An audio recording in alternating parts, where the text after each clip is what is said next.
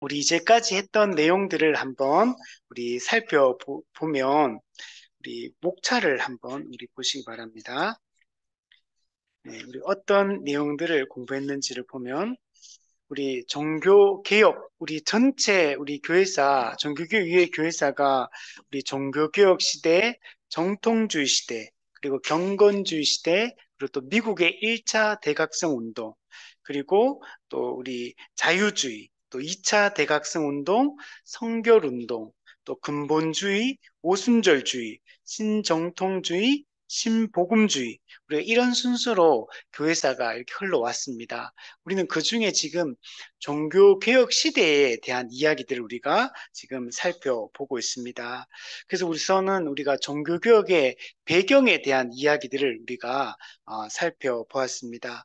종교 개혁이 어떤 배경 속에서 종교 개혁이 일어날 수밖에 없었는가를 우리가 한번 살펴보았고, 우리가 두 번째로 독일의 종교 개혁, 루터의 우리 종교 개혁에 대한 이야기들을 우리가 살펴보았습니다.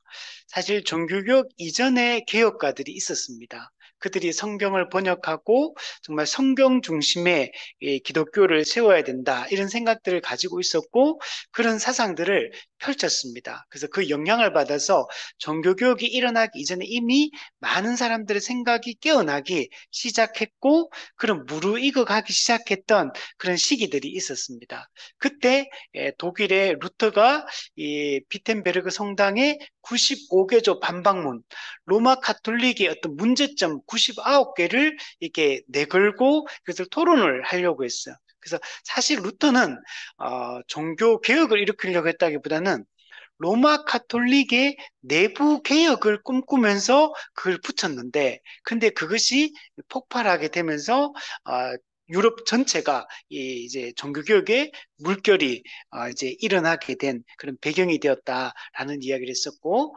그리고 이 독일의 종교개혁이 루터의 종교개혁이 막 확산되어 갈 때 이 제세례파들이 등장을 하게 됩니다. 이들은 루터와 이 쩌빙글리의 영향들을 많이 받아서 개혁적인 생각들을 가지고 있는 사람들이었어요. 근데 이들이 처음에는 되게 좀 종교개혁에 같이 동참해서 같이 하다가 근데 루터나 이 쩌빙글리의 종교개혁에 좀 이렇게 못마땅해 하는 부분들이 있었습니다. 좀 더 철저한 성경적인 이 개혁을 좀 했으면 좋겠는데 그들의 눈에 비치기에는 조금 부족해 보였고 철저하지 못했다. 그래서 이 제세례파들의 활동들이 생기게 됩니다.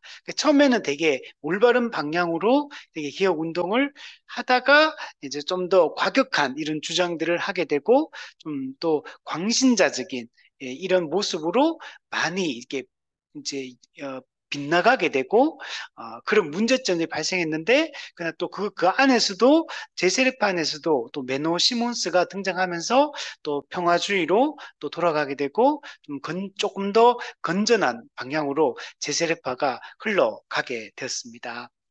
그리고 이 종교개혁에 있어서 아주 중요한 인물이 2세대 종교개혁가가 이제 중요합니다. 루터가 아니라 칼빈. 예. 칼빈이 이 종교개혁 2세대로서 이 종교개혁 전체에 가장 어떻게 보면 종교개혁 전체를 좀 이끌고 할 수 있는 이런 사상적 키트를 마련한 사람이 칼빈이다라고 이렇게 말할 수가 있습니다. 그래서 칼빈이 프랑스에서 이렇게 공부를 하고 또 이렇게 시작을 했다가 실제로 그 꽃피운 것은 스위스로 넘어가서 제네바에서 종교개혁을 본격적으로 시행을 하게 됩니다. 그리고 이 칼빈이 아주 중요한 부분이 칼빈이 종교개혁 그 루터나 쩌빙글리 시대만 해도 종교개혁의 이 사상들이 집대성 되지는 못했거든요.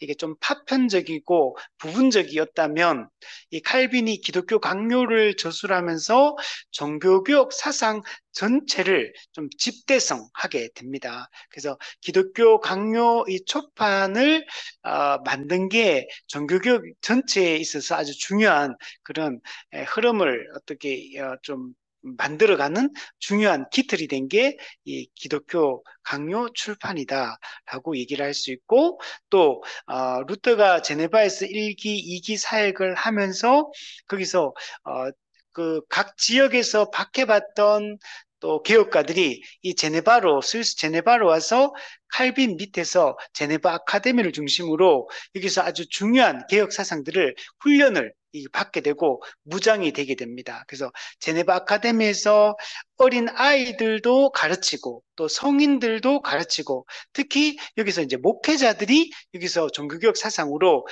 무장이 되어지고 이들이 유럽 각지로 가서 그 사상을 펼치게 돼서 종교개혁이 아주 무르익게 되는 이런 계기가 되어집니다. 그래서 칼빈의 이 제네바 사역 그리고 제네바 아카데미를 통한 훈련 이런 것들이 아주 주요한 역할들을 했다라는 것들을 볼 수 있었고 그리고 우리가 영국의 종교개혁을 우리가 살펴봤어요. 영국의 종교개혁은 헨리 8세 왕을 중심으로 헨리 8세가 캐서린과 이혼하고 엠블린과 궁녀 엠블린과 결혼하려고 하는 이런 배경 속에서 영국의 종교개혁이 일어나게 됩니다. 그래서 영국의 종교개혁은 그 과정을 통해서 로마 가톨릭과 영국 교회가 결별을 하게 됩니다. 영국 교회는 거기서 영국 교회 국왕이 교회 수장이다. 수장령을 발표하면서 로마 가톨릭과 결별을 이렇게 어느 정도 하게 되고 그래서 영국 국교회가 탄생을 하게 됩니다. 영국 성공회가 국교회가 탄생을 하게 되고 그 과정 속에서 여러 사건들이 있었다는 걸 우리 볼 수 있었고 그래서 국교회도 나름 종교개혁을 열심히 했어요. 토마스 크랜머 그리고 신학자요 목사로서 토마스 크랜머가 이 사상적 기틀을 마련하고 또 토마스 크로멜이 정치적인 영역에서 또 이 개혁 신앙을 펼쳐나가는 중요한 역할들을 하게 됩니다.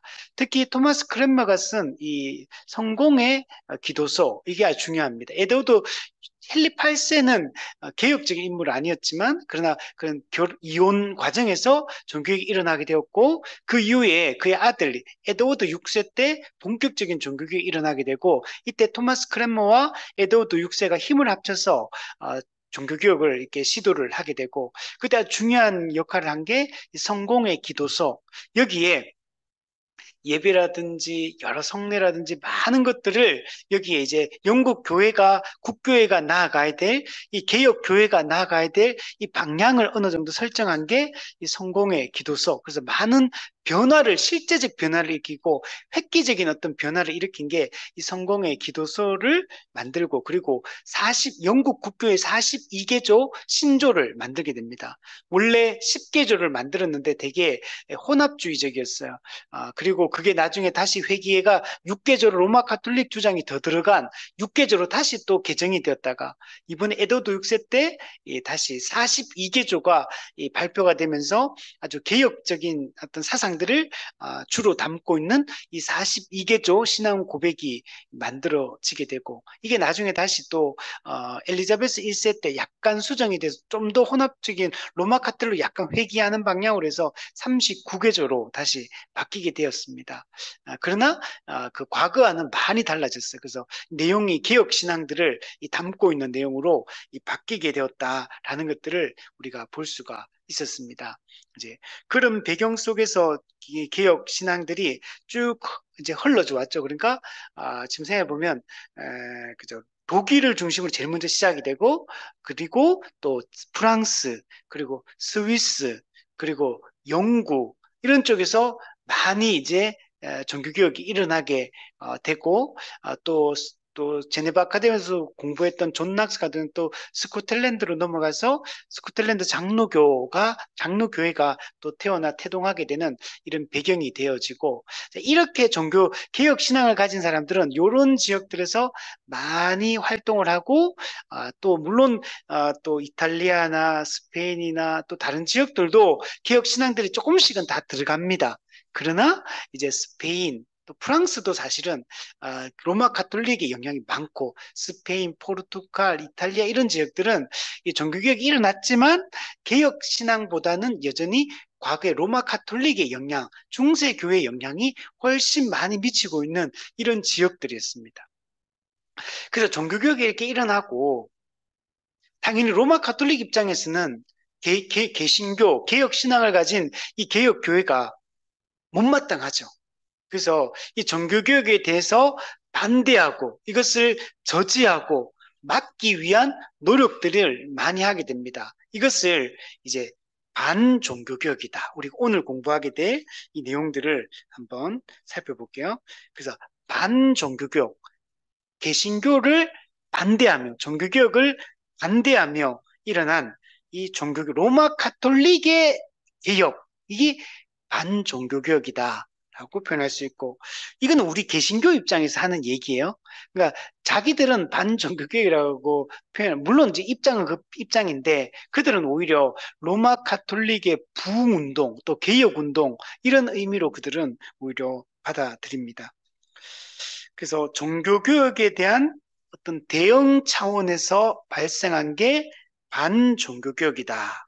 이걸 그래서 개신교에 대한 반동으로 일어난 거기 때문에, 종교개혁에 대한 반동으로 일어났기 때문에 반동 종교개혁이다. 이렇게 표현하기도 합니다. 그래서 이 아주 중요한 게 로마 가톨릭에서 트렌트 종교회의를 열게 됩니다. 이 트렌트 종교회의가 이 1545년에서 1563년 이 사이에 이게 일어나게 되는데, 이거는 로마 가톨릭 자기들의 입장을 재확인하는 종교회의다. 왜? 로마 개신교가 로마 가톨릭을 지금 반대하고 부정하면서 일어났잖아요. 그러니까 자기 걸 지키기 위한 노력을 하는 거. 그래서 자기들의 이 사상, 자기들의 그 입장을 옹호하기 위해서 이 트렌트 종교 회의를 여러분 열게 됩니다. 이게 1545년에 시작된 거예요. 그리고 여러분 이게 나중에 19세기에 들어와 가지고 바티칸 1차 바티칸 회의가 일어나요. 이때까지 로마 가톨릭은 종교 회의가 한 번도 없어요. 그러니까 거의 한 400년, 400년 동안은 종교회의가 안 열립니다. 그러니까 그만큼 이 트렌트 종교회의가 중요해요. 이 종교개혁에 반대하며 반동적으로 트렌트 종교회의를 열면서 자기 입장을 옹호하면서, 그게 로마 가톨릭이 19세기 1차 바티칸 회의가 일어날 때까지도, 종교회의가 열리지 않을 때까지 이 트렌트 종교회의에서 결정된 것들이 400년 이상을 이게 끌고 가는 거예요, 이게. 이게 좀 로마 가톨릭을 이해하는데 매우 중요한 내용입니다. 근데 이거는 중세 천년 동안 로마 가톨릭이 가지고 있던 그 입장을 그대로 그냥 재반복해요. 그러니까 뭔가 여기서 나름 자기들 입장에서는 종교 개혁이라고, 자기들은 로마 가톨릭 개혁 운동으로 펼친 거거든요. 물론 1차적인 거는 개신교를 저지하기 위한 목적이고, 근데 2차적으로는 또 개혁이다. 내세우기는 자기들은 뭐라고 내세우냐면 개신교를 막아내는 것도 부차적이다. 오히려 나중에 보면 로마 카톨릭을 개혁하는 게 더 중요하다. 이렇게까지 말해놓고 실제로는 로마 개신교를 공격하는 데 더 많이 사용이 되고, 자기들은 사실 개혁한다 그래놓고 이전의 입장을 거의 그대로 고수하고 옹호하는 방향으로 이 트렌트 종교회의가 모든 내용들이 결정이 되었습니다. 나중에 그 부분 조금 더 한번 살펴보도록 하고, 그래서 이 종교 개혁에 대한 대응적 차원에서 로마 가톨릭이 이 반종교 개혁을 일으켰다. 이게 이제 중요한 부분이에요. 그러면 반종교 개혁의 핵심적인 아주 중요한 세 가지 이야기가 있는데, 그러면 이들이 어떤 차원에서 개신교를 반대하면서 막아내려고 했냐면, 중요한 게, 이 반종교계에서 중요한 게 세 가지입니다. 첫 번째가 종교 재판입니다. 두 번째가 예수회를 조직한 거예요.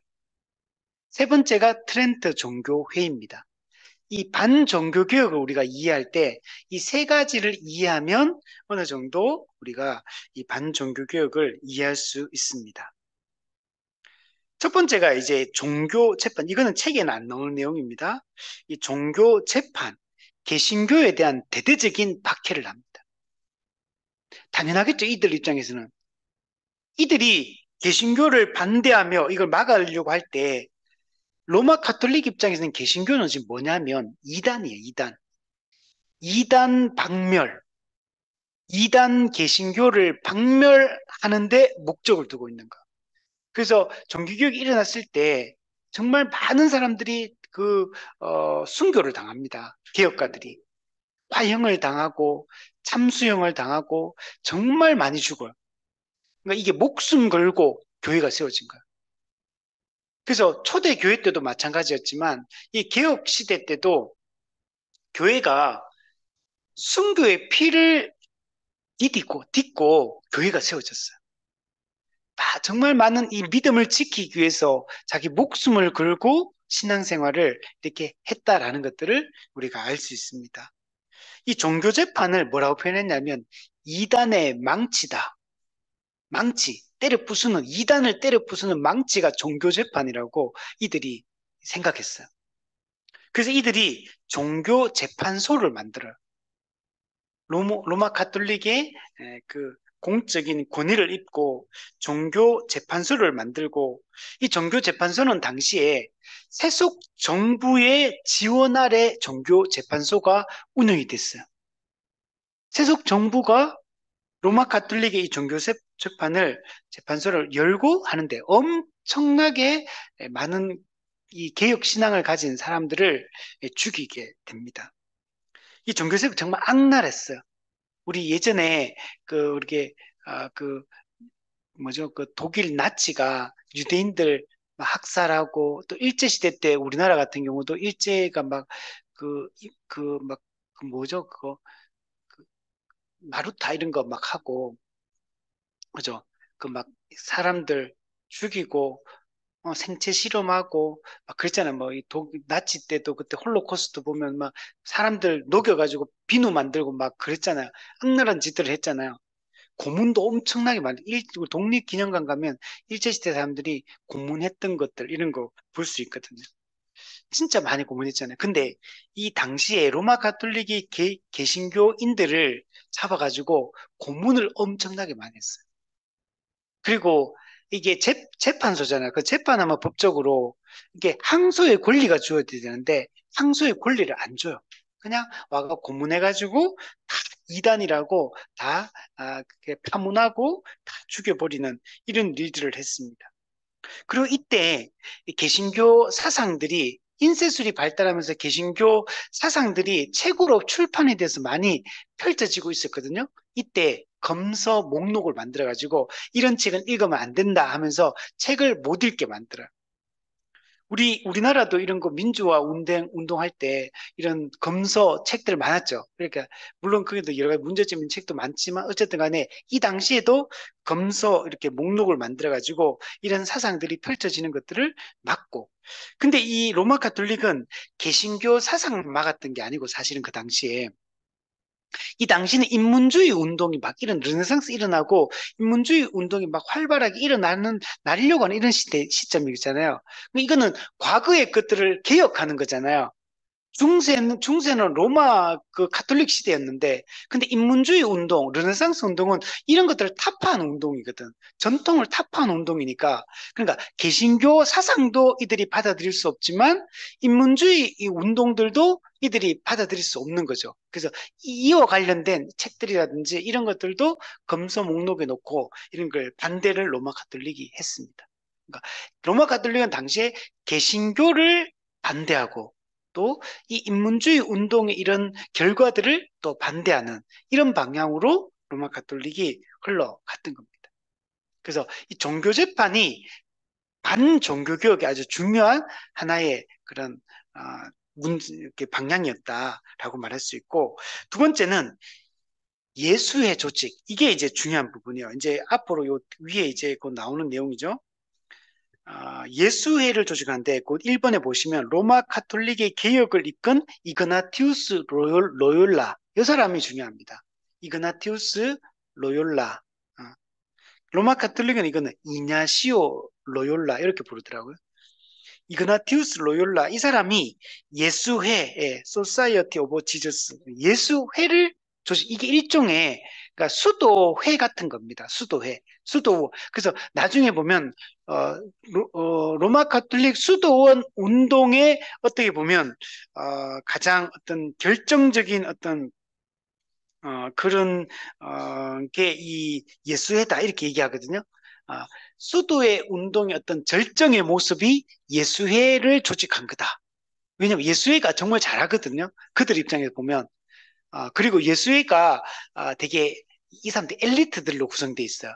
우리 로마 가톨릭이 앞서 우리 제네바에서 칼빈을 중심으로 제네바 아카데미가 결성됐다 했잖아요. 그래서 근데 이 로마 가톨릭이 봤을 때는 예수회가 그런 브레인 역할을 하는 사람들이에요.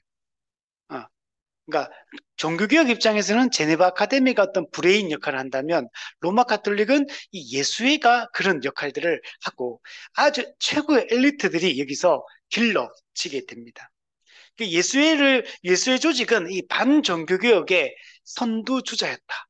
그리고 일종의 돌격대 역할을 하고 아주 중요한 역할들을 했던 데가 바로 이곳입니다. 그래서 로마 가톨릭 교회 내부 개혁 운동을 이 예수회가 시작을 해요. 그러니까 분명히 예수회 같은 경우는 그 이전에 그 로마 가톨릭 안에 있던 기독권층하고는 달라요. 로마 가톨릭의 기독권층은 과거에 이렇게 그게 그 뭐랄까요 그냥 머물러 있는 사람들이라면 예수의 이 사람들은 회원도 아무나 안 받아요. 회원도 좀 이따 얘기했지만 되게 철저하게 검정 절차를 거쳐서 회원으로 받아들이고 사제로 서품을 받고 훈련도 엄청나게 시키고 그리고 정말 가톨릭 내부의 개혁 운동을 주도해가지고 많은 부분들을 과거의 그런 잘못된 관습들을 타파하는데 그런 역할들을 분명히 예수회가 합니다. 그래서 겉으로 보면 예수회가 가지고 있는 이 많은 것들이 되게 훌륭합니다. 되게 훌륭한 지점들이 많아요. 그래서 보면. 그래서 우리가 볼 때, 와, 예수회 되게 멋진 이 조직이구나. 이런 생각이 들어. 한편으로는. 근데 다른 한편은 여전히 로마 가톨릭의 과거의 잔재들을 여전히 이들도 동일하게 가지고 있고, 결국에는 이들은 개혁 신앙을 가진 사람들이 아니에요. 어, 이 신앙적으로 들어가 보면은 과거의 그 로마 가톨릭이 가지고 있던 잘못된 교리와 신학을 여전히 가지고 있습니다, 이 사람들이. 그러니까 이 예수회를 우리가 한편으로 보면 여러 실제적인 측면을 보면 되게 훌륭한 점들이 많이 있기도 하지만 이들이 중요한 게 아니라 교육을 강조하고 성교를 강조하고 그리고 박애, 가난한 자와 돌보고 청빈하게 해서 이런 거 되게 강조하거든요. 그러니까 어떻게 보면 되게 훌륭한 모습처럼 보입니다. 그러나 문제가 우리가 개혁 신앙을 가진 사람들은 아니기 때문에 우리가 예수회를 막 사람들 좋아하는 사람도 있는데 개신교가 예수회를 좋아할 수는 없어. 우리가 이런 측면에서 문제점들이 많습니다. 자, 그래서 이런 예수의 반정교개혁의 선두주자, 돌격대 역할을 했고, 여기서 최고의 엘리트들을 훈련시켜서 이들이 로마 가톨릭 그 이후에 이 이후 이제 정복시대, 유럽이 이제 정복시대, 콜럼부스가 신대륙을 발견하면서 그 당시에 제국주의가 막 전 세계로 막 펼쳐지는 이런 시대거든요. 이때 이 제국주의가 전 세계를 이렇게 펼쳐질 때, 그막 군대를 끌고 가가지고 남미 이런 데 막 쳐들어가고 이게 그 아시아, 동남아시아 이런 쪽, 아프리카 이런 데 막 다 들어가거든요. 그 막 정복 시대예요, 이때. 스페인도 그렇고 포르투갈, 프랑스, 영국 이런 데가 식민지를 막 개척하던 이런 시대거든요. 이때 로마 카톨릭은 이 예수의 사람들이 이들을 따라 가지고 막 들어가고 가서 선교를 하고 그들의 입장에서 선교를 하고 이런 일들을 예수회가 합니다. 그래서 엄청 개혁적인 그 안에서는 그런 조직이었다. 그리고 이들이 반종교개혁을 이끈 인물들이었다라고 이야기를 할 수 있습니다. 조금 더 그 내용들을 한번 살펴보면 이그나티우스 로욜라 이 사람이 이제 예수회를 만든 사람이거든요. 이 사람은 어떤 사람이냐면 스페인 사람입니다. 이 사람 원래 사제고 신학자입니다. 로마 가톨릭 신학자고 사제, 신부입니다. 이 사람은 방대한 신학적, 인문학적 어떤 지식을 가진 엘리트 중에 엘리트가 이 이그나티우스 로욜라입니다. 그러니까 이 사람 자신이 보통 사람이 아니에요. 엄청난 지식을 가진 브레인이에요. 진짜 똑똑한 사람이고. 그러니까 신학적 지식도 있지만 인문학적 지식도 아주 탁월한 이런 사람이 이 이그나티우스 로욜라였습니다. 이 사람은 귀족 출신입니다. 그러니까 일반 서민은 아니에요. 귀족 출신이고 아버지는 이 로욜라가 수도사가 되어가지고 성공하기를 이렇게 기대를 하고 했지만 이 사람이 젊을 때는 그런 사람이 아니었어요. 이 사람은 출세의 야망을 가진 사람이었어요. 그러니까 되게 좀 약간 어떻게 보면 수도사 이런 종교적인 인물이라기보다는 젊을 때는 어떤 기사가 되어가지고 자기가 군대 입대해가지고 출세하겠다 이런 것들을 꿈꾸고 있는 사람이 이 로욜라였습니다. 그래서 젊을 때 그 출세 야망을 가지고 군대에 입대합니다. 그리고 군대 입대해가지고 막 승승장구해요. 그래서 막 승진하고 또 외교력도 머리가 좋으니까 외교력도 좋고 리더십도 좋고 이렇게 모든 게 어떤 승승장구하던 그런 인물이었습니다. 근데 스페인이 프랑스와 전쟁을 하는데 이 포탄이 떨어지면서 이 다리에 맞아요. 그러면서 다리를 다치게 됩니다. 그래서 이 사람이 로욜라가 평생을 절름발이로 이렇게 살게 됩니다. 그러다가 이 사람이 이제 군대 이제 자기가 다리를 다쳐가지고 절름발이가 되니까 군인으로서는 자기가 이제 활동하기가 어려워지잖아요. 그 되게 낙심하고 좀 침체에 빠지고 이런 상황이 됐습니다. 그러던 중에 그 형수가 그 로마 가톨릭의 성인들에 관련된 책, 전기 같은 이런 거죠. 전기 같은 이런 책을 이 사람한테 형수가 주게 되고 그 책을 읽으면서 이 사람이 엄청나게 감동을 많이 받아요. 그러면서 어, 자신이 과거에 되게 이 사람이 교만했거든. 좀 방탕한 삶을 살고 막 출세의 야망을 가지고 군인으로서 막 살아갔으니까 얼마나 어떤 인물인지 알겠죠, 대충. 그러다 머리는 똑똑하고 막 이런 사람이었던 거야. 그래서 이 성인들의 일생을 다룬 이런 책들을 읽으면서 그 감동을 받고, 아, 내가 이제 이렇게 살면 안 되겠구나. 그래서 자신의 과거의 삶을 회개하고 이 방탕한 삶을 이렇게 돌이켜야겠다. 이런 이 생각을 하게 됩니다. 그러면서 과거에 그 성 프란체스코라고 있거든요. 그 예수님의 흔적을, 오상 흔적을 가졌던 영화로도 옛날에 만들어졌는데 자기도 이 사람처럼 훌륭한 이런 정말 하나님께 헌신하는 삶을 살아가는 이런 수도사가 되어야겠다. 이런 사람이 되어야겠다. 이런 열망을 그때부터 갖게 됩니다. 그러다가 이 사람이 잠을 잤는데 잠 가운데 환상을 보게 됩니다. 성모 마리아하고 예수 그리스도가 나타나는 꿈을 이렇게 꾸게 돼요. 그래서 성모 마리아와 예수님이 나타나서 자신을 이렇게 위로해주고 자신의 이렇게 마음을 이렇게 다시 힘을 얻을 수 있도록 북돋워주는 이런 환상을 보게 되고 그래서 이걸 꿈을 꾸고 나서 이 사람이 1522년에 수도원으로 들어가게 됩니다.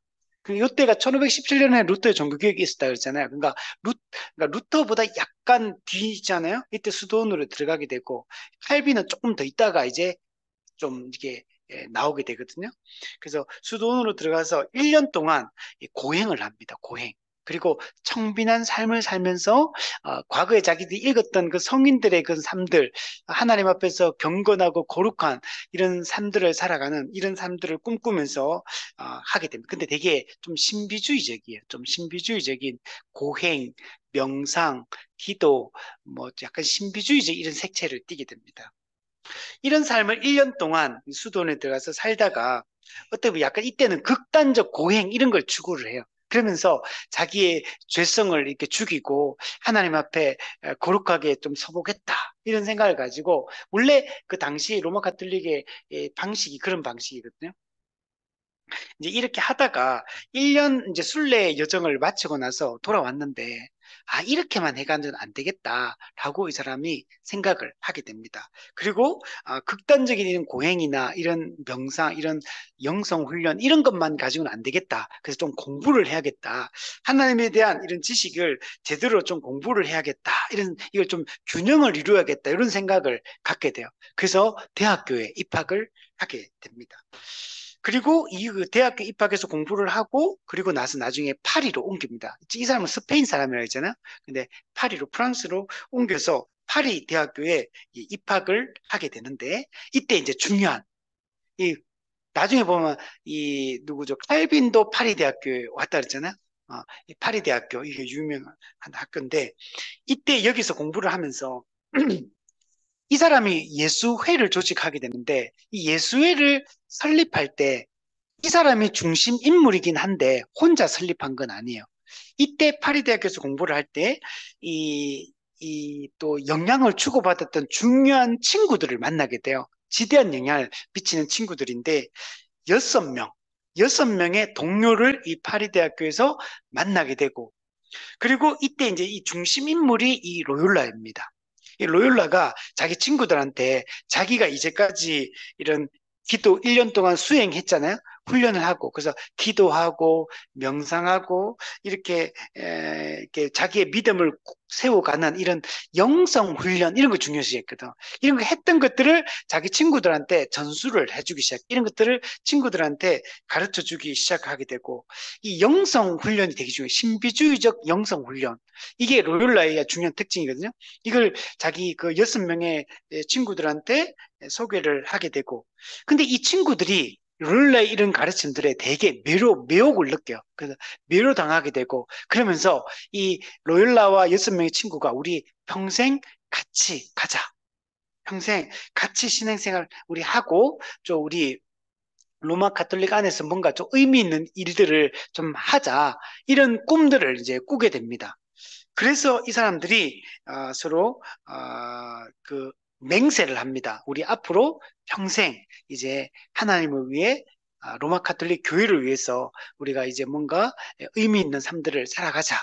그래서 그런 자기 나름대로 꿈을 꾸게 되고 그리고 엄숙한 맹세를 하게 됩니다. 그 이후에 이들이 뭐 하냐면 정기적인 모임을 만들어. 그때부터 정기적으로 모이기 시작해요. 그리고 이때 이런 훈련들을 또 하고 공부도 하고 토론도 하고 이런 것들을 합니다. 이게 이제 이름이 뭐냐면 예수의 동반자 모임. 예수의 동반자 모임이란 이 모임을 만들어가 정기적인 모임을 하고 이 모임이 결국에는 뭐로 발전하게 되냐면 예수회로 발전하게 돼요. 이 파리 대학교에 만난 여섯 명의 이 친구들과 예수의 탄생의 신호탄이 바로 이 모임이다. 라고 이야기를 할 수 있습니다. 자, 그래서 이렇게 하다가 이 모임이 아직까지는 뭐랄까, 비공식적인 모임이잖아. 이게 수도회가 아니고 로마 가톨릭의 어떤 정식으로 이렇게 공적으로 승인된 기관이 아니잖아요. 그래서 이 모임을 어떻게 하냐면 예수 동반자 이 모임을 정식 수도회로 승인을 받아야겠다. 이걸 받기 위해서 이걸 만들어가지고 개신교가 지금 막 확장되고 있는 시대였거든요. 그러니까 이걸 루터의 종교개혁이 막 확장되고 있기 때문에 이걸 막아야겠다. 우선 1차적으로 개신교를 막자. 그리고 2차적으로 로마 가톨릭의 내부를 개혁하자. 이제 이런 운동을 그리고 로마 가톨릭을 다시 부흥시키자. 이런 운동들을 펼치기 시작합니다. 여러분 이 이그나티우스 로욜라 같은 경우는 어떤 생각을 좀 가졌냐면 교회의 권위에 철저히 복종하자 이런 생각을 가졌어요. 로마 가톨릭 교회의 권위에 철저히 순종하는 복종하는 이것이 중요하다라고 로욜라는 생각했어요. 그래서 그 예수의 그 조직 안에 있는 그 내용 중에 하나가 뭐였냐 이런 내용이 있어요. 만약에 이 컵이 흰색인데 만약에 로마 가톨릭 교회가 이 컵은 검은색 컵이다 라고 말한다면 나는 검은색 컵으로 믿겠다. 이게 예수의 그 규정 가운데 하나 들어가 있어요, 이 내용이. 그러니까 그만큼 교회를 중요시 여겼고 로마 가톨릭 교회가 어떤 가르침을 하든 교회의 권위에 우리는 철저하게 순종하고 나중에 예수회가 세워지고 나면 그 정식 회원으로 받아들일 때 뭐냐면 교황의 권위에 철저히 복종한다. 교황에 대한 철저한 복종 맹세 이런 것들도 하게 됩니다. 이런 생각을 가지고 이 예수회가 출발을 하게 됩니다. 그리고 이 예수회는 나중에 좀 더 얘기하겠지만 신학만 가르친 게 아니에요. 일반 인문학에 대해서 정말 공부를 많이 시켜요. 일반 교양학문. 그래서 이런 과학, 철학, 뭐 수학 이런 것들 다 가르쳐. 그래서 우리 제네바 아카데미 같은 경우도 그렇게 했다 그랬잖아요. 제네바 아카데미 신학만 가르치는 게 아니고 어린아이들 같은 교양 학문들 딱 철학부터 시작해서 쭉 가르치고 나중에는 신학을 전문적으로 이제 가르쳤다 그랬잖아요. 이 비슷해, 되게 비슷해. 이게 하는 게 보면. 그래서 되게, 그러니까, 그러니까 종교적인 면뿐만 아니라 사회적으로도 되게 탁월한 인재들을 여기서 길러냈다라는 것들을 알 수가 있고, 또 나중에 이 예수회는, 선교를 진짜 열심히 합니다. 선교를 진짜 열심히 하고, 그래서 전 세계를 나가서 예수회가 선교 활동들을 하는데, 이때 어떤 생각을 가지냐면, 그러니까 우리 것만 가서 가르치고 그들의 문화, 그들의 관습, 그들의 전통 이거 다 깡그리 무시하고 그냥 우리 것 다 받아들여 이런 식으로 안 해요. 어떤 관점이냐면 다른 종교의 다른 그 종교의 문화, 뭐 어떤 관습, 전통 뭐 이런 것들을 어느 정도 우리가 이해하면서 들어가자. 그러니까 처음부터 막확 판을 뒤집어 엎자 이런 식으로 나 접근한 게 아니고 포착화시키고 상황화시키면서 그들에게 접근해 들어가요. 그래서 그들의 언어, 문화, 관습 이런 것들을 어느 정도 우리가 인정하자. 그리고 거기에 우리가 거기에 적응하자. 그렇게 로마 카톨릭을 포교하자. 이런 방식으로 이들이 접근합니다. 이거는 기존의 수도회, 로마 카톨릭의 다른 수도회들하고는 되게 차별적인 모습이에요. 다른 데는 이런 식으로 안 했거든요. 근데 여기는 이렇게 접근합니다. 그래서 여러분, 이게 지금도 마찬가지예요. 로마 카톨릭은 상황화시키고 토착화시켜요. 이렇게 접근해 들어가는 게 여기서부터 출발해서 지금까지 흘러나오고 있어요. 그래서 지금 한국 교회도 로마 카톨릭 천주교가 한국에 처음에 들어왔을 때 박해 되게 많이 받아요. 우리 병인 양요, 신미 양요 이런 것들 우리 조선이 로마 카톨릭을 박해했던 그런 것들이거든요. 그래서 로마 카톨릭도 많이 되게 죽어요. 대구에 가면 여기 이게 그 이름 뭐더라? 그, 그 신부 김대근 신부가 하여튼 뭐 그런 것도 여기 있고 하거든요. 하여튼 이게 옛날에 박해를 많이 받아요. 로마 카톨릭도 되게 박해를 많이 받고 그랬습니다. 자, 어쨌든 근데 로마 카톨릭은 이렇게 그런 에, 접근을 이런 식으로 수도 예수회부터 이렇게 했다 이렇게 알 수 있고 그래서 예수회가 정식적으로 설립되는 것은 1540년이에요. 1540년에 예수회가 설립이 되어지고 되게 군대식 규율을 가지고 군대식 규율. 그래서 되게 엄격하게 이렇게 딱 정확하게 이렇게 규율을 가지고 철저하게 이렇게 했던 곳이 예수회다. 그래서 예수회가 대단해요. 하는 거 보면. 그리고 성교를 통한 교육, 그다음 문화사역, 성교 이런 걸 되게 강조합니다. 그래서 전 세계로 예수회가 로마 카톨릭의 성교는 예수회를 통해서다. 이렇게 생각이 들도록 로마 카톨릭 성교의 아주 중요한 부분을 예수회가 담당하고 있고 또 사회복지 사업 이런 거 되게 관심 가져요. 그래서 사람들 여자들 이렇게 막 돌보고 또 이렇게 가난한 자들 돌보고 또 이렇게 여러 가지 문맹을 퇴치하고 이런 사역들 사회복지사 이런 데도 되게 관심을 많이 갖고 또 영성훈련 기도와 명상을 통한 영성훈련 되게 경건하게 거룩하게 살고자 하는 나름대로 자기들 죄와 싸우고 죄를 멀리하고 거룩하게 살고자 하는 이런 노력들을 많이 이렇게 했던 데가 예수입니다. 그래서 그 이전에 타락한 그 로마 가톨릭보다는 훨씬 더 어떻게 보면 깨끗하고 더 바르게 하려고 애를 썼던 데가 예수회다. 이렇게. 특히 예수회는 이 성교가 대단하거든요. 성교. 성교를 정말 열심히 하는데 그 로열라가 했던 말 중에 아주 중요한 얘기가 있는데 그 아주 했던 명언 같은 게 있는데 가서 세상에 불을 질러라. 이런 얘기가 해요. 불을 지른다는 말이 나쁜 의미의 불을 지르는 게 아니고 전 세계에 가서 선교하라는 거. 그 나중에 로열라의 친구 6명이 했다 있잖아요. 그때 가는데 나중에 보면 창립 멤버 중에 10명 중에 8명이 선교에 선교를 나갑니다. 대단한 거죠.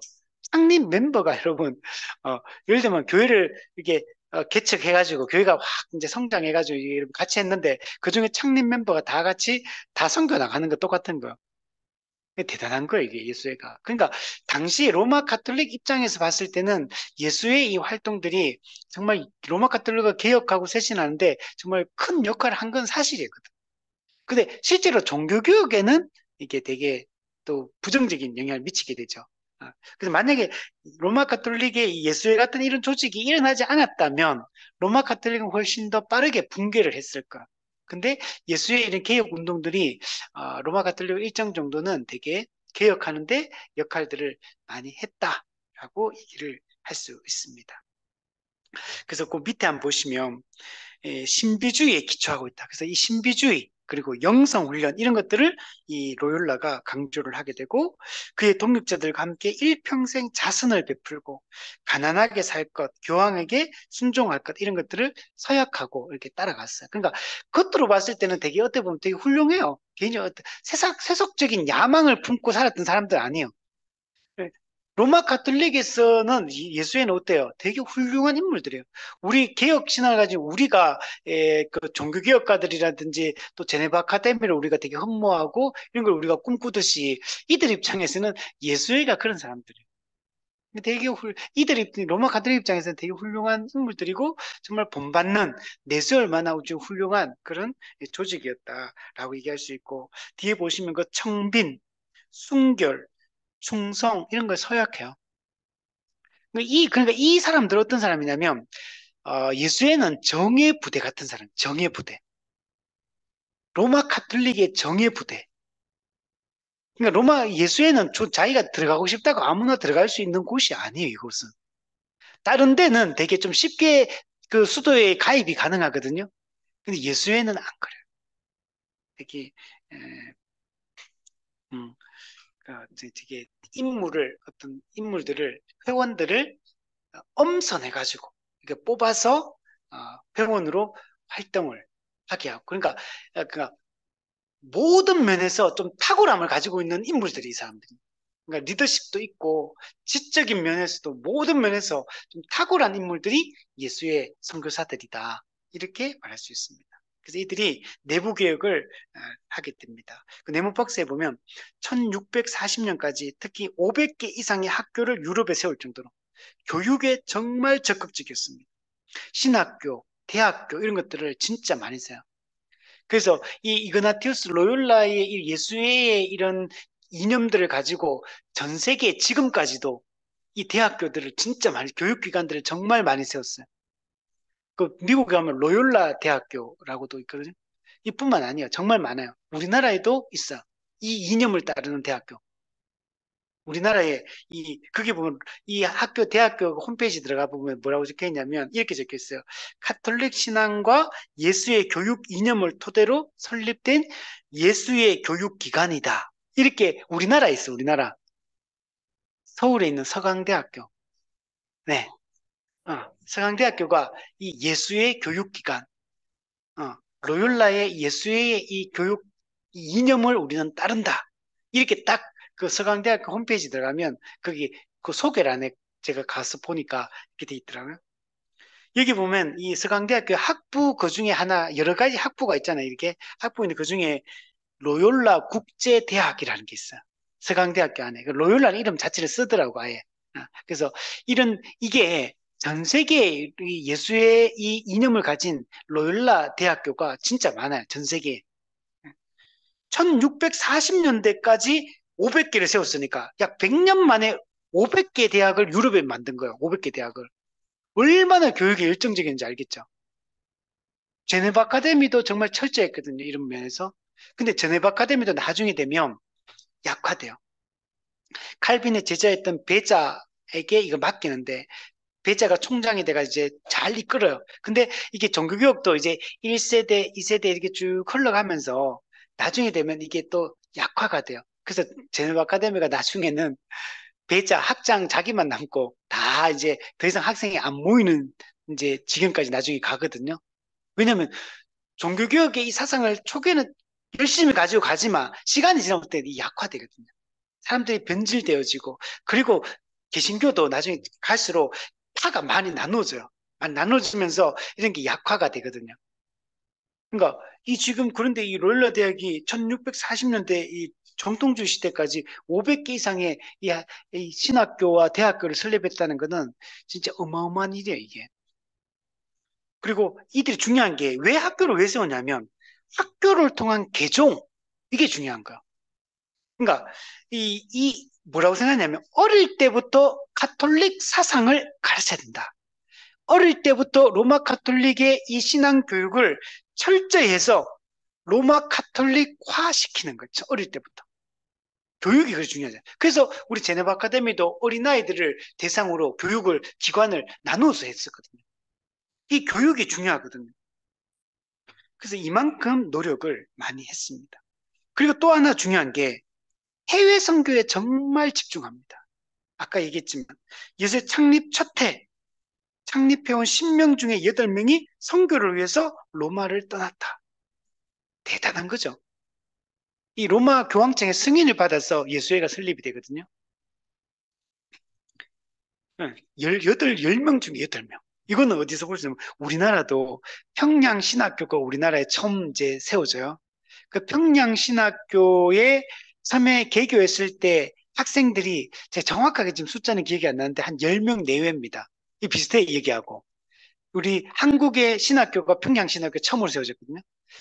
한 10명인가 하여튼 그 정도밖에 안 되겠대. 근데 이때도 10명 중에 우리가 막 그 대다수가 선교 그 다른 지역으로 다 복음 전을 다 떠나요. 그 평양신학교도. 대기가 되게 내용이 비슷해요.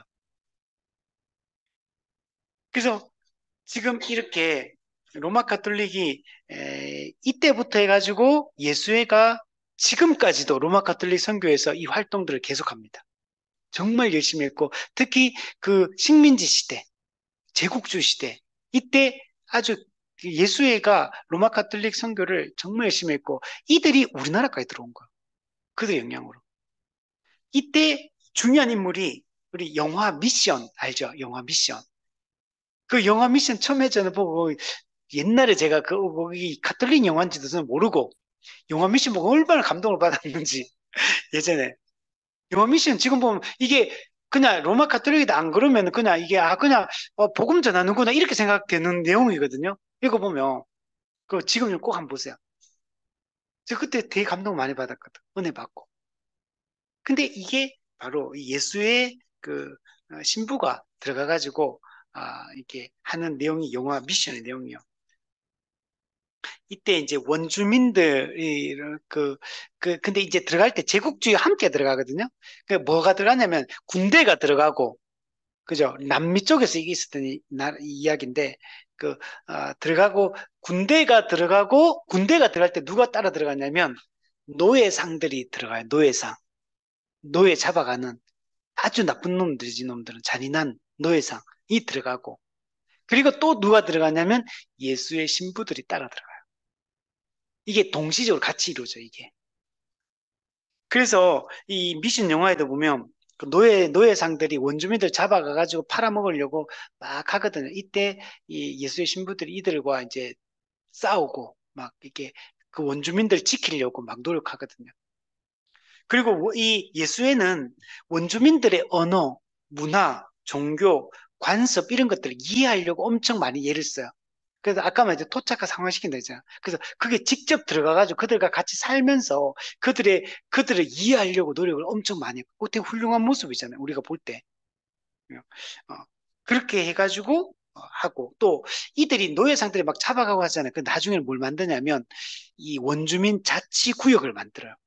미국 같은 것도 인디언 보호구역 이런 거 만들어가 보호해 주잖아요. 마찬가지로 이 예수의 이 신부들이 이 원주민들을 그 남미 쪽에 그 원주민들 보호하려고 자치구역을 건의해가지고 만들어서 이들이 이제 그 안에서 보호받으며 살 수 있도록 이런 활동들을 합니다. 그러니까 인간적으로 볼 때는 되게 훌륭한 이런 일들을 한 거죠. 그리고 막 그 노예상 이들과 막 싸우고 이게 예수의 신부들을 중심으로 해가지고 막 싸우고 막 이런 것들을 많이 합니다.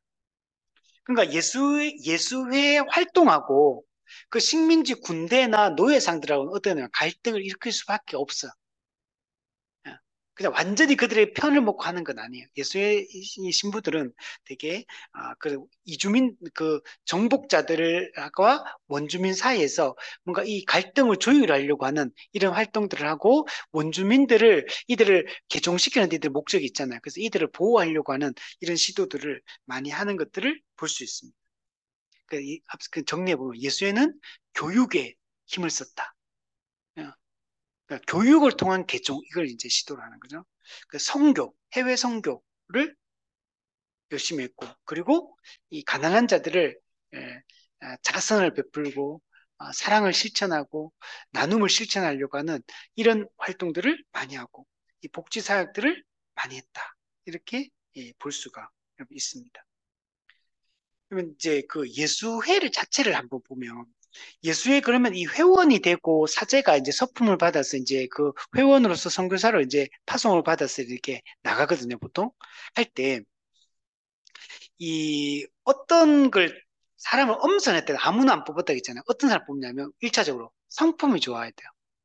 성품이 훌륭한 사람들 이런 사람을 뽑아. 두 번째 지적인 능력이 있는 사람들. 지적으로 이렇게 능력이 안 되면 안 뽑아요. 세 번째 육체적으로 강인한 사람. 이 세 가지를 봐요. 진짜 훌륭한 사람을 뽑는 거예요. 그냥 머리 좋다고 뽑는 거 아니에요, 이게. 성품이 선교하려고 하는 거잖아요. 어쨌든 사랑을 자기 나름의 그들 입장에서 복음을 전하려고 하는 사람들이잖아요. 그러니까 정말 그러니까 훌륭한 사람들을 뽑는 거. 성품도 지적 능력도 또 체력적으로 그리고 또 하나가 하는 게 헌신적이어야 된다. 헌신적인 인물들. 이런 사람들을 뽑아가지고 훈련을 시켜요. 이 사람 뽑아가지고 바로 또 사제로 세우는 게 아니고 2년간의 견습 기간이 있습니다. 2년 후보자.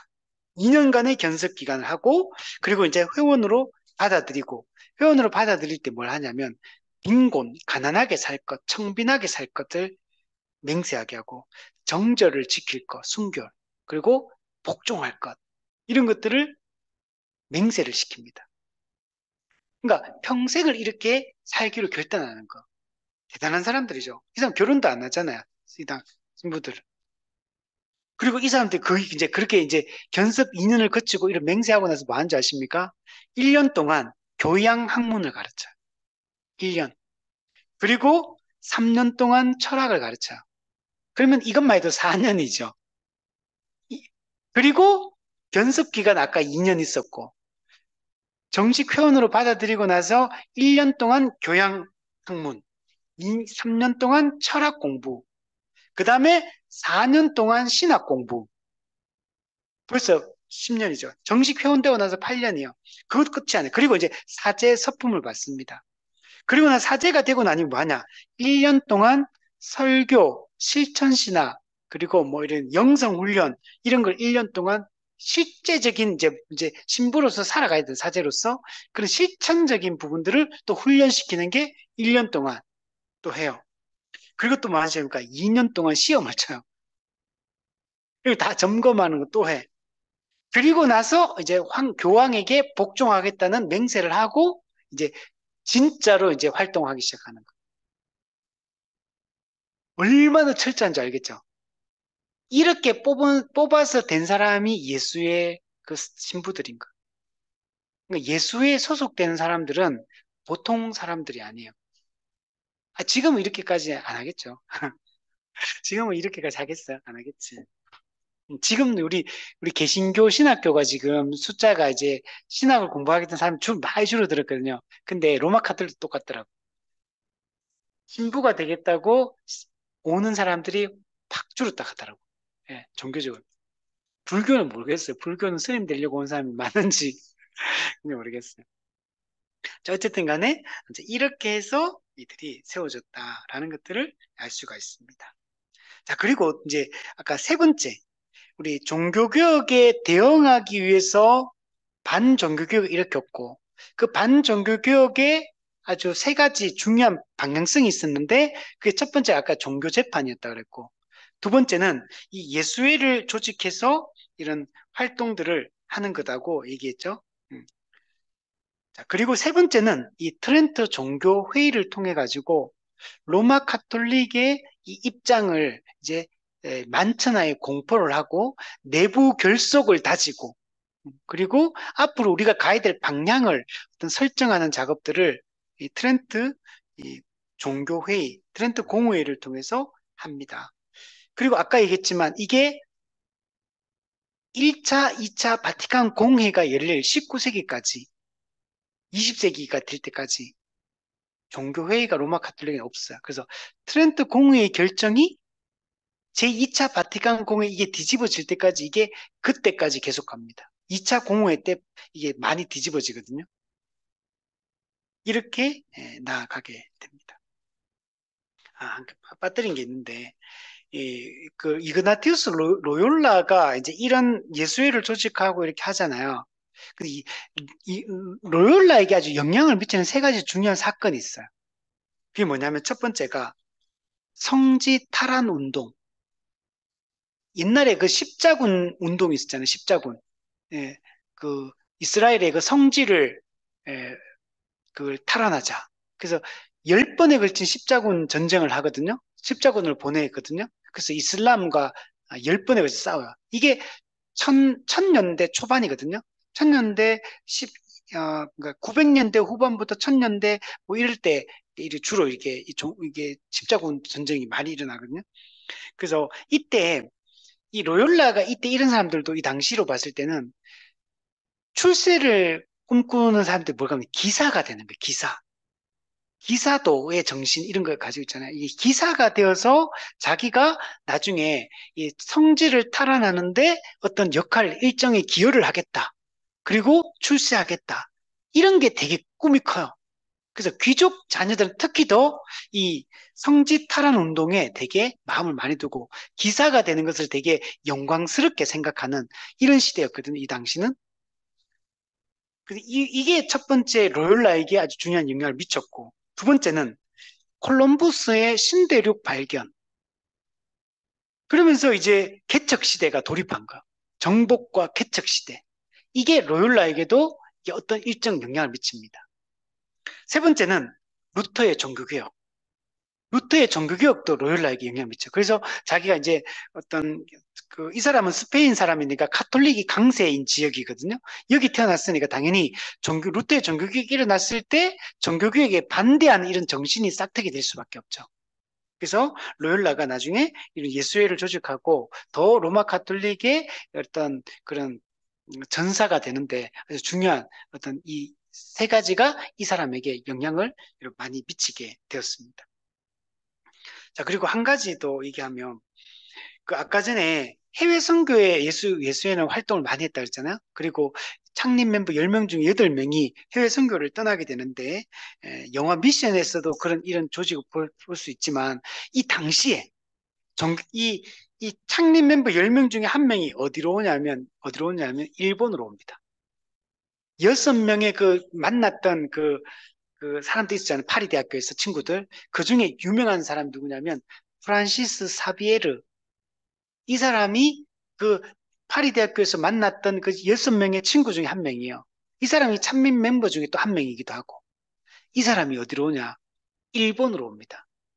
나중에 중국에 가서 일본 선교에 중요한 역할을 하고 또 나중에 중국에 가서 중국 선교 하려고 하다가 열병에 걸려가 나중에 이 사비에르가 죽게 돼요. 하지는 못하고. 그리고 이 사람의 뒤를 이어서 나온 사람이 누구냐면 마테오 리치. 마테오 리치 들어봤을 거예요. 이름 유명한 사람. 이 사람이 중국의 로마 카톨릭을 꽃피우는데 이 마테오 리치가 또 중요한 역할을 사비에르 다음에 하게 됩니다. 근데 이 프란시스 사비에르는 이 일본 선교의 중요한 역할을. 그래서 여러분 임진왜란 1500년대거든요. 이 종교개혁 그 당시하고 거의 비슷한 시기예요. 임진왜란 몇 년 정확 모르는 1592년이요?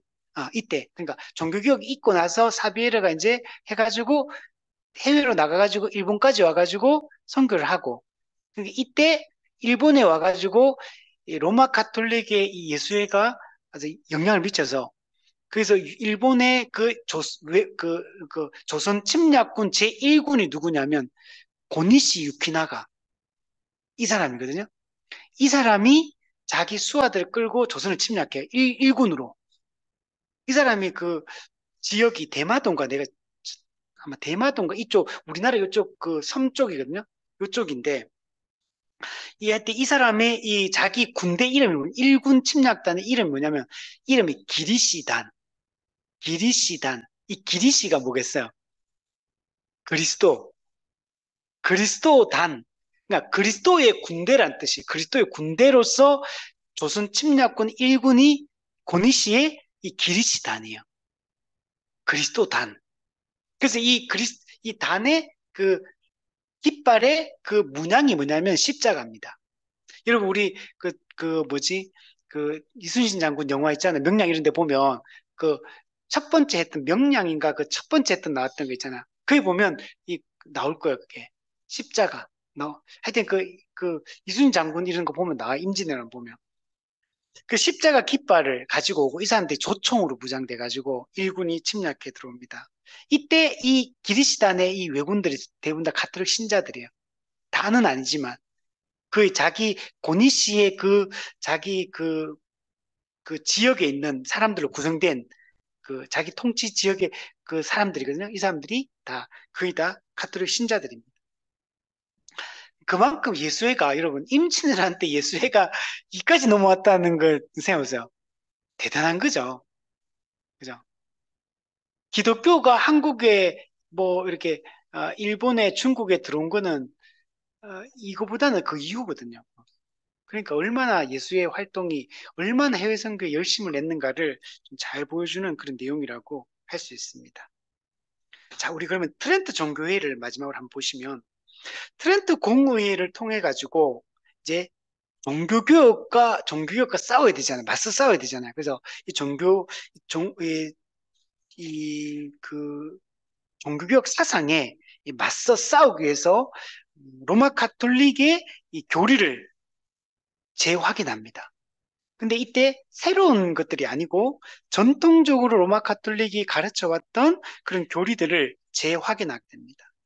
화채설도 그대로 인용하게 되고 성례도 그대로 용인을 하게 되고 그리고 미사의 이 대속적 성격, 미사는 제사라겠죠. 미사가 대속적인 어떤 효력이 있다고 보는 거. 그래서 미사의 대속적 성격도 그대로 유지를 하고 그리고 우리가 종교개혁이 오직 믿음으로 칭의를 얻는다.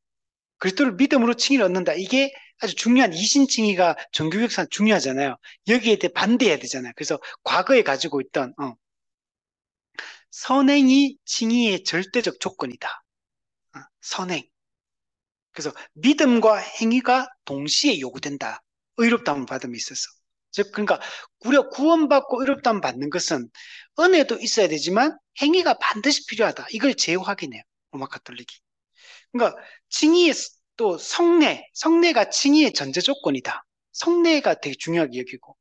그러니까 트렌트 공회를 통해서 이걸 주장했기 때문에 과거의 걸 재확인했기 때문에 기독교와 개신교가 같이 갈 수가 없는 것. 그래서 루터가 이 트렌트 종교회의가 열린다는 얘기를 듣고 루터가 했던 말이 있어요. 이렇게 말합니다. 회의 결과는 회의 시작 이전에 이미 결정되었다. 그러니까 회의 안 해봐도 뻔하다는 거. 이미 무슨 얘기할지 이미 다 결정되어 있다는 거. 그래서 회의 결과는 회의 시작 이전에 이미 결정된 것이나 마찬가지다. 아무것도 개혁된 것은 없을 것이다. 예. 그러면서 이 회의는 꼴불견의 회의다. 이렇게 아무런 트렌트 종교회의가 나름의 로마 가톨릭 입장은 자기 개혁한다고 이렇게 종교회의를 소집한 건데, 근데 과거에 그대로 답습한 것에 불과하다는 거예요. 아무런 개혁이 안 됐다는 거예요. 그래서 루터가 이렇게 조롱을 했습니다. 우리 밑에 보면 트렌트 종교에 보면 로마 카톨릭 내부의 개혁을 도모하고 종교개혁에 반대하기 위해서 교황 바오로 3세가 오스트리아 트렌트에서 소집한 공의회다. 네, 오스트리아. 그리고 바오로 3세.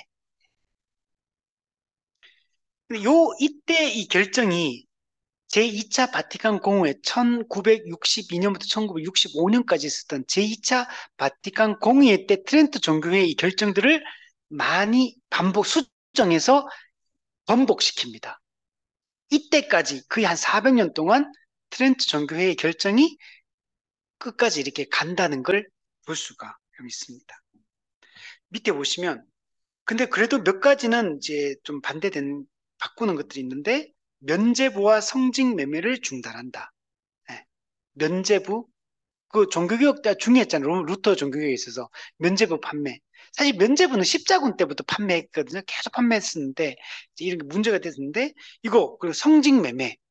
중세는 진짜 성직을 돈 주고 사고 팔면서 정말 부패했거든요. 도덕적으로도 부패하고 이런 그 금전적으로도 부패하고 종교적으로도 부패하고 그런데 이런 것들을 중단해요. 이것만 해도 큰 겁니다, 사실은. 그리고 성직자의 금욕을 다시 강화합니다. 금욕. 예, 이런 것들을 강화하고 또한 반종교개혁으로 그러나 이제 우리가 받아들일 수 없는 게 교회 전통의 권위를 인정했다. 우리 그랬잖아. 우리 기독교와 개신교와 로마 카톨릭 결정적 차이가 권위 문제라 했잖아요. 그죠?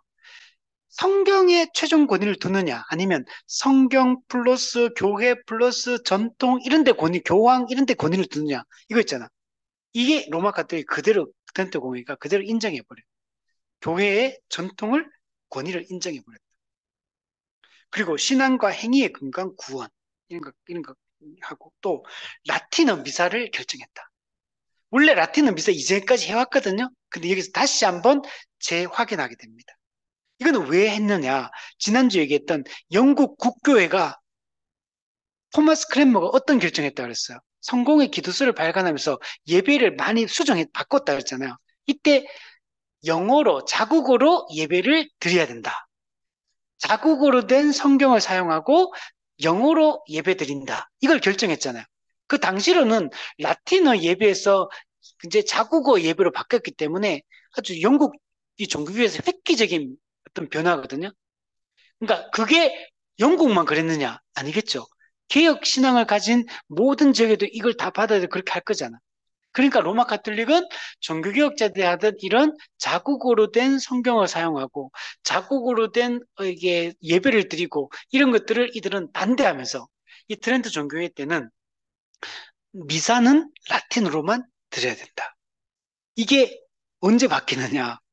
제2차 바티칸 공호회 때 바뀌는 거.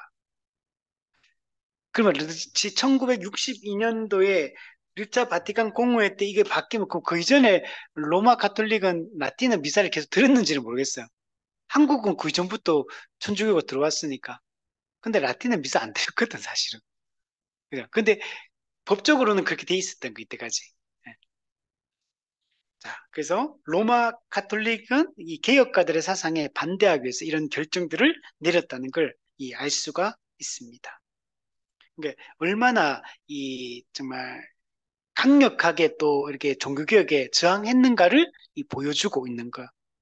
그러니까 우리 입장에서는 로마 가톨릭이 물론 이제 개신교 입장에서 봤을 때는 많이 이제 쪼그라들기도 했지만 많이 과거에 비해서는 개혁 신앙을 가진 사람들이 많이 늘어났거든요. 그래서 많이 늘어났고 했지만 그럼에도 불구하고 아주 강력하게 종교개혁을 저항하고 또 내부 개혁을 통해 내부 결속을 다지고 그리고 자기들 안에만 머물러 있는 게 아니라 이게 이제 바깥으로 자기들을 이 사상을 펼치기 위해서 얼마나 또 열심히 적극적으로 교육과 선교와 이런 데 열심을 냈는가 이런 것들을 우리가 알 수가 있습니다.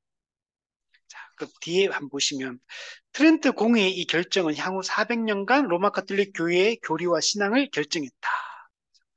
이걸 쇄신한 게 제2차 바티칸 공의회다. 이게 중요한 거예요. 그래서 제2차 바티칸 공회가 엄청난 결정들을 많이 내립니다. 그러니까 로마 가톨릭 입장에서는 자기들을 완전 뒤집어 엎는 것처럼 그런 결정들을 제2차 바티칸 공회가 내렸습니다. 그러니까 로마 가톨릭이 사실은 2차 바티칸 공회의 결정되면 자기가 과거에 했던 말들을 뒤집는 거거든, 사실은 이거. 근데도 이런 결정을 내리게 됩니다. 이게 내리게 된 이유가 뭐냐면 그러니까 제1차 바티칸 공의회가 있었습니다. 근데 거기서는 변화가 없었어요. 그러니까 트렌트 공의회의 결정들을 그대로 수용했던 게 1차 바티칸 공의회고 2차 바티칸 공의회 때는 이제 이것을 수정을 가한 게 2차 바티칸 공의회다. 이렇게 말할 수가 있어요. 그래서 아주 이게 이제 이 2차 바티칸 공의회를 열게 된 배경이 있는데 핵심은 이거예요. 전통을 고수할 거냐? 아니면 로마 가톨릭이 현대 사회에 맞게끔, 현대 사회에 우리가 발맞추고 맞게끔 이 문화에 적응할 거냐? 이게 큰 화두였어요. 그냥 과거처럼 그냥 로마 가톨릭이 그냥 그런 똑같은 그런 거 강조하고 가르치면서 그냥 전통 고수하면 계속 갈 거냐? 아니면 새로운 옷으로 갈아입을 거냐? 현대 사회에 맞게끔 옷을 갈아입을 거냐? 이 고민을 했던 거. 그래서 여기서 2차 바티칸 공회에서 우리는 변화하겠다. 이렇게 결정을 내리고 많은 로마 가톨릭의 교리들을 바꿉니다. 이게 어떻게 보면 진, 어떻게 보면 좀 개혁이 일어난 거예요, 지금. 나름의 자기들 입장에서는 물론 여기서는 우리가 받아들이기 힘든 것들이 많지만 어쨌든 많이 개혁을 시도를 했습니다. 그리고 지금 로마 가톨릭은 제2차 바티칸 공의회의 이 결정에 따라 지금 로마 가톨릭이 여기 이 노선에 서서 지금 쭉 현재 밀고 나가고 있어요.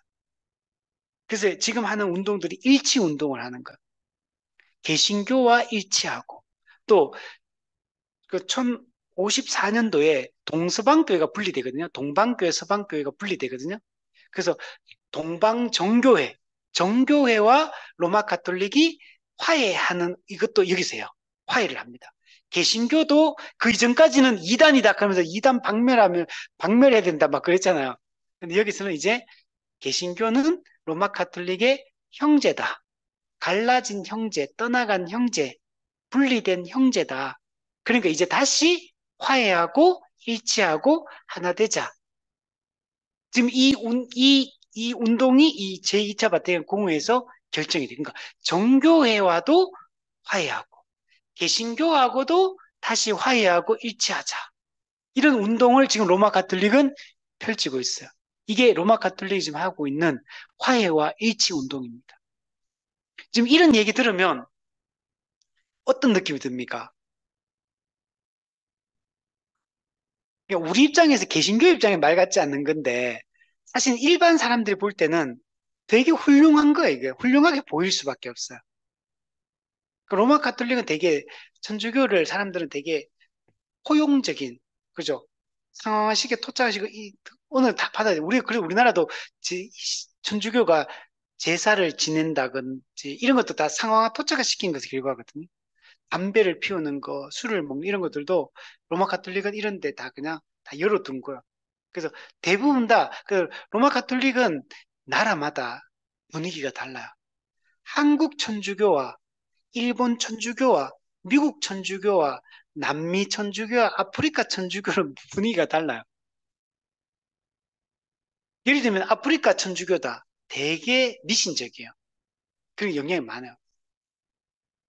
남미 쪽도 그래요. 근데 영국이나 미국 천주교는 좀 다릅니다. 되게 지적인 면이 강하고 한국 천주교도 한국 천주교만의 그런 문화적인 모습들을 가지고 있어요. 그래서 천주교는 그런 부분에서 많이 다릅니다. 자, 어쨌든 간에 이 제2타 바티칸 공회가 그런 아주 중요한 역할들을 했다. 조금 더 한번 보면, 세부적인 내용을 한번 보면, 제2차 바티칸 공회는 요한 23세, 교황 요한 23세에 의해서 이게 열리게 되거든요. 이때 전 세계에 있는 로마 가톨릭의 그런 추기경, 주교, 그리고 고위 성직자 이들이 다 모입니다. 그래서 1962년부터 1965년까지 이 공의회를 열고 이 기간 동안에 네 차례, 네 번에 걸쳐서, 이게 쉬운 일이 아니에요, 이게. 네 번에 걸쳐서 아주 진지한 토론과 논의를 합니다. 그리고 이 공의회 결정을, 이제 교리적 결정을 내리는 거. 이게 쉬운 거 아니에요, 이거. 전 세계에 있는 로마 가톨릭은 중앙 집권화돼 있잖아요. 전 세계에 있는 고위 성직자들이 한 장소에 모인다는 게 쉬운 일이 아니에요, 이게. 다른 나라 다 있는데 이게 네 번에 걸쳐서 이렇게 적어도 1년에 한 번 정도 모였던 것 같아요. 그래서 진지하게 논의하고 그래서 결정을 하고 로마 가톨릭을 현대 사회에 적응시키자. 현대 사회에 이 맞게끔 적합한 이 종교로 탈바꿈하자. 되게 현대화를 시도를 한 거예요. 그래서 얘도 교리도 이때 아까 말했던 라틴어로 드리던 미사를 자국어로 드려도 된다라는 결정이 여기서 내려지게 됩니다. 이게 되게 큰 거예요, 이게. 엄청난 거예요. 로마 가톨릭은 라틴어 미사를 엄청 오랫동안 고수를 해왔는데, 이걸 바꾼다는 건 대단한 거거든요. 이런 결정을 내리고, 또, 현대 사회의 다양한 세계사적 이슈들 있잖아요. 문제점들. 특히 이제 빈곤의 문제, 가난의 문제, 그리고 전쟁의 문제. 왜냐 1차, 2차 세계대전을 거쳤잖아요. 그리고 막 전 세계가 전쟁의 소용돌이에 막 펼쳐지는 걸 봤거든요. 그러니까 빈곤, 전쟁 이런 사회 문제에 이 로마 가톨릭 교회가 적극적으로 참여하고 대처해야 된다. 그래서 이 사회의 평화를 위해서, 이 전 세계의 평화를 위해서, 또 빈곤의 문제를 위해서 가톨릭 교회가 뭔가 역할을 해야 된다. 이런 것들을 또 결정하고, 그래서 개혁을 단행하게 된 거. 특히 아까 했던 개신교와 갈라진 형제라고 일치, 그리고 정교회를 화해, 받아들이고, 이렇게 하게 됩니다. 이런 것도 엄청 큰 거예요, 이게. 개신교와 다시 우리 형제다라고 말할 수가 없어. 이단이었는데. 우리가 지금 이런 거 신천지하고 나중에 한 10년 후에 우리 형제다, 같은 교회다, 이 같은 예수님, 이렇게 하는 거와 똑같은 거, 이게. 엄청나게 이게 어려운 결정이거든요. 근데 이런 결정을 여기서 내리게 됩니다. 그리고 지금 뭐 하냐면 매년 그리스도인 일치 기도회라는 거예요. 그리스도인 일치 기도. 여기는 로마 가톨릭, 개신교, 정교회가 함께 만나가지고 일치하고 화해하자. 이런 운동들을 우리가 뭔가 우리 같은 그리스도인으로서 같이 이게 뭔가 역할들을 하자. 세계에서. 이런 것들을 그리스도인 일치 기도회 이런 것들을 지금도 활성화시켜서 하고 있고 로마 가톨릭에서 되게 적극적으로 이게 주도적으로 하고 있습니다. 그리고 유대인들을 로마 가톨릭 사람들이 유대인들을 좋아했을까, 안 좋아할까? 안 좋아요. 유대인들이 예수님 죽였잖아요. 이 사람들이 이렇게 생각해. 유대인들이 예수님을 죽였기 때문에 그 이전까지만 해도 로마 가톨릭은 유대인들에 대해서 되게 적대적인 감정들을 많이 가지고 있었어요. 그런데 이 입장을 수정합니다. 그러니까 반유대적이었거든요. 반유대주의적인 이런 입장이 있었는데 이것을 이제 수정해서 이제는 이제 과거처럼 반유대주의적 입장을 이제 바꾸려고 이렇게 시도 결정을 한 게 또 제2차 바티칸 공의입니다. 또 여기 또 재밌는 게 있더라고요. 양심적 병역 거부. 이걸 대체 복무제로 바꿔야 된다. 이런 내용도 들어가 있더라고요. 우리나라만 이 병역 의무가 있는 게 아니고, 여러분, 생각보다 유럽에도 병역 의무를 이제 가지고 징집제로 가진 데 되게 많이 있거든요. 이게, 어쨌든 양심적 병역 거부를 이제 인정하고 대체 복무제로 바꿔야 된다. 이런 내용들도 여기서 토론이 됐더라고요. 이런 것도 들어가 있고. 또, 또 중요한 게 있어. 중요한 게, 제가 이거 보고 약간 처음에는 좀 눈을 의심했는데, 옛날에 우리나라에 김수환 추기경이 있었거든요. 그 사람이 옛날에, 에, 그, 이 교회 밖에도 구원이 있는가요? 교회 밖에도 구원이 있다. 이렇게 얘기했거든요. 김수환 추기경이. 그러니까 예수님 안 믿어도 구원받을 수 있다라는 걸 인정한, 이제, 그죠? 아, 교회 밖에도 구원이 있다. 어, 했는데, 이 제2차 바팅고 어떤 얘기하는 이런 말이 있어요. 하나님을 몰라도 선하게 살면 구원의 가능성이 있다. 이런 결정을 내립니다. 그러니까 하나님 몰라도 안 믿어도 예수님 안 믿어도 선하게 착하게 살면 이 사람은 구원의 가능성을 있다. 이런 결정도 여기서 교리적으로 만듭니다. 이거는 엄청 큰 거예요. 이거는 기독교는 절대로 받아들일 수 없는 주장이죠. 그래서 로마 가톨릭은 어떤 오직 믿음, 그죠? 오직 은혜, 오직 그리스도 이런 것들이 되게 약해요. 그래서 우리 파이브 솔라 이런 게 인정 안 되기 때문에 우리가 같이 할 수 없다는 거. 또 그 이전까지만 해도 로마 가톨릭은 성직자와 평신도를 엄격하게 구분하고 이 계급화돼 있거든요. 성직자들도 계급 제도예요, 이게. 이게 철저하게 그리고 왜 성직자와 평신도라는 단어 자체가 이 로마 가톨릭 나온다. 우리는 평신도라는 말을 사실 쓰면 안 돼, 기독교는. 일반 신도, 일반 성도라고 표현해야 돼.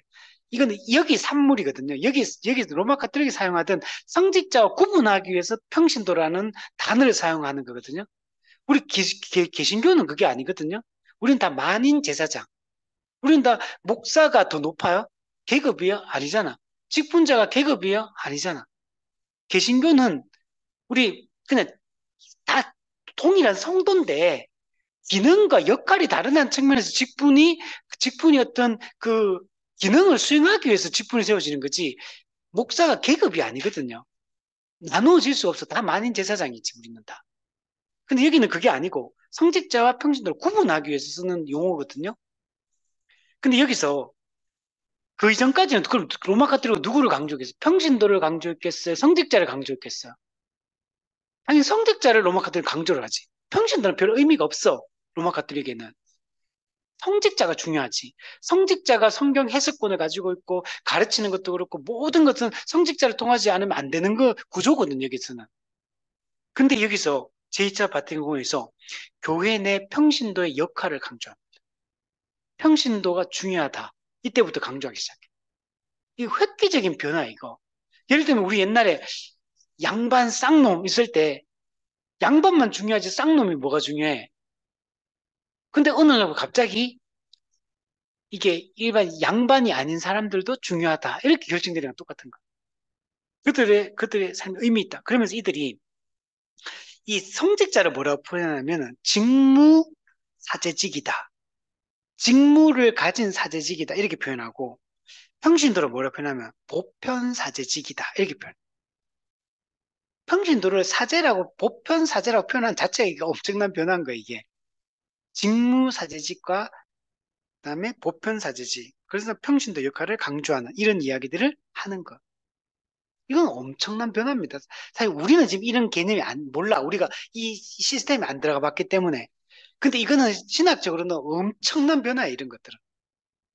그리고 앞서 우리 종교개혁 시대 검서 목록이 있다고 했잖아요. 읽으면 개혁 신앙을 가진 책들 읽으면 안 되는 그 검서 목록도 되게 많았는데, 근데 이때 교회 검서 목록에 대한 제재가 풀립니다. 옛날에는 검서 읽으면 잡아가고 막 그랬잖아요. 근데 이때는 이제 이게 풀리게 됩니다. 그리고 또 하나가 성경이 다르잖아요. 개신교와 로마 가톨릭은. 근데 개신교와 로마 가톨릭이 공동 번역하자 성경을. 그렇게 해서 성경이 번역이 됐어요. 그게 영어로 번역된 판이 뭐냐면 RSV. RSV 성경이 로마 가톨릭과 개신교가 함께 성경 번역해서 만들어진 게 RSV 번역입니다. 타번역입니다. 한국에서 번역된 것도 있어요. 그게 공동 번역입니다. 그게 사실 그 로마 가톨릭 성경은 우리 개신교처럼 66권이 아니에요. 그 외경이 들어가 있기 때문에. 근데 이 공동 번역을 만들 때 외경을 집어넣지는 않았어요. 66, 신구약 66권만 가지고 번역해서 함께 공동 작업해서 만드는 게 이 공동 번역입니다. 그래서 공동 번역도 보면 우리가 참고할 수 있는 것들은 되게 많아요. 내용이 다 나쁜 건 아니고. 그런데 이제 어떤 부분에서는 조금 많이 다른 번역과 다른 부분들 조금씩 있어요. 약간 이 색채가 들어갈 수밖에 없기 때문에. 그래도 제가 볼 때는 그렇게 나쁘진 않게 번역이 됐어요. 같이. 어쨌든 이런 운동들이 이제 제2차 바티칸 공회 때 결정되었다.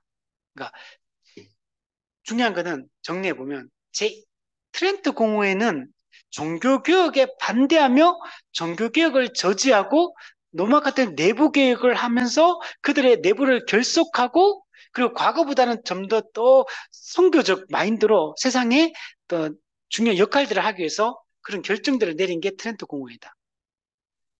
그게 제2차 바티칸 공의회가 열릴 때까지 뒤집어지지 않다가 2차 바티칸 공회 때 이것이 뒤집어지게 되었다. 그래서 어떻게 보면 제2차 바티칸 공회 이 결정들은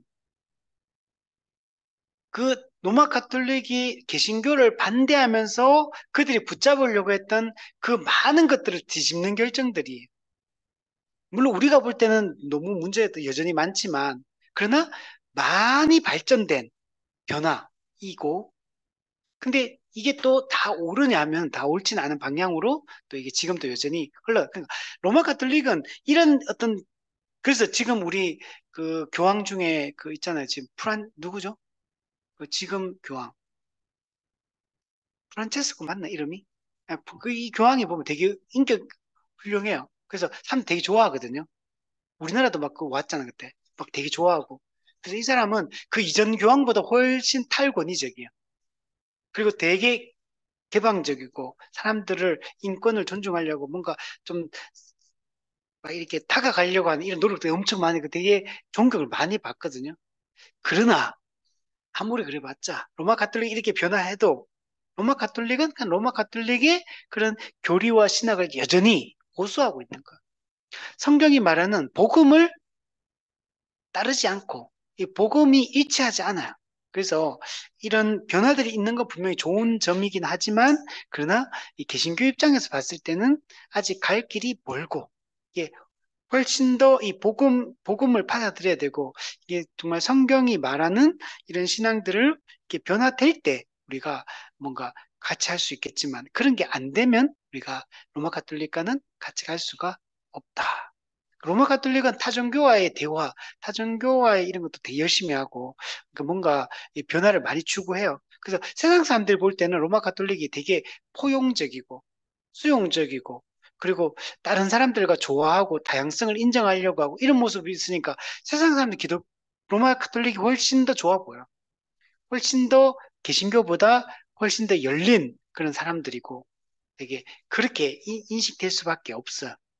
개신교는 되게 고집스럽고 배타적이고 독선적인 그리고 이런 종교로밖에 비칠 수가 없어 일반 사람들한테는.